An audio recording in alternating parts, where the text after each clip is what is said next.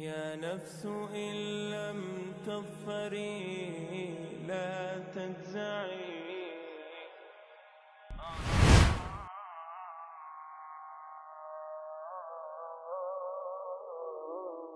Alaykum assalom va rahmatullohi va barakatuh. Aytadilar, ba'zida pulim oz qolsa xavotirga tushaman, qo'rqaman. Pulim yetarli yoki ko'proq bo'lsa xotirjam bo'laman. Men shu xavotirga tushishim iymonimga, Allohga bo'lgan tavakkulimga zarar qilmaydimi deb o'ylayapman debdilar. Agar o'zingiz aytganingizdek iymoningiz bo'lsa Allohning rizqiga, tavakkulingiz bo'lsa Alloh azza va jallaga, lekin bu narsa shunchaki sizga kelayotgan bir vasvas bo'lsa, imkon qadar buni daf qilishga harakat qiling, iymoningizga, tavakkulingizga zarar bermaydi bu. Balki shuning uchun ham o'zi bu sinov, ya'ni sizda shunaqangi xavotir bo'lib turib, lekin siz shuni yengib Allohga tavakkal qilasiz. Shuning uchun bu ajr tavakkul. Ash-shayton ya'idukumul faqr va ya'murukum bil fahsha. Vallohu ya'idukum mag'firatan minhu va fadla.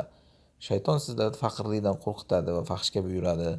Alloh esa mag'firatni va o'z fazlini va'da qiladi degan. Demak, mana shunaqa ko'ngilingizga kelayotgan xavotirlarni shayton tashlaydi. Vasvas qilishga harakat qiladi, ana kambag'al bo'lyapsan, qolib ketasan deb. Agar siz shuni vasvasini daf qilib Allohga tavakkal qilishga o'zingizni urintirsangiz, shunchaki kelayotgan xayollarga siz hech qanaqa javobgar emassiz. Va xususan mana shunaqa zaxira qilib qo'yganinizda rizqingizni ko'nglingiz xotirjam bo'layotgan bo'lsa, bunga ham hech qanaqa gunohkor emassiz. Allohdan boshqaga suyanyapsiz deyilmaydi bunda. Faqat ishonchingiz Allohga bo'lishi kerak tabiiy. Buni bitta sabab deb. Shuning uchun ham Nabiy sollallohu alayhi vasallam ahli oilalariga 1 yillik ozuqani g'amlab qo'yganlar. Rasululloh tavakkal qilganlar aslida, lekin mana 1 yilligini g'amlab qo'yganlar nima uchun? Shu liyatmainna qalbi degandek. Qalb xotirjamligi uchun. Bu Allohga tavakkal qilmaslik degani emas. Mana Ibrohim alayhisalom Alloh azzadan so'raganlar.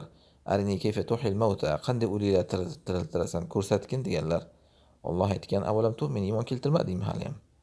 U kishi aytdilar, bala, iymon keltirganman, lakin yatmainna qalbi, qalbim xotirjam bo'lsin deganlar. Biz ham shu Ibrohim alayhissalom keyin mana shunaqa qalbim xotirjam bo'lsin degan ekanlar. Biz ojiz bandalarimiz, iymonimiz zaif, batareya alo bu narsada. Oldimizda bir narsa tursa, ko'nglimiz to'lib, ko'zimiz to'q bo'lib o'tiramiz. Bu yaxshi, hech qanday yomon joyi yo'q buni. Shuning uchun zaxira qilishda ham yomon joyi yo'q. Faqat asli iymon shu Allohdan rizq deb bilish kerak. Moddaga suyanmaslik kerak. Allohu a'lam.